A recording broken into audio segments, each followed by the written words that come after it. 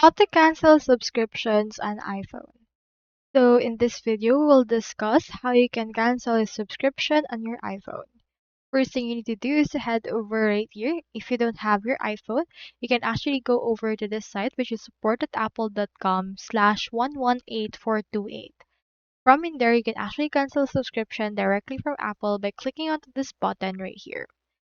Once you have clicked on that, you will be prompted in the subscription option of your Apple, wherein if you're actually subscribed to an Apple application, you can unsubscribe from this page once you have successfully accessed your account.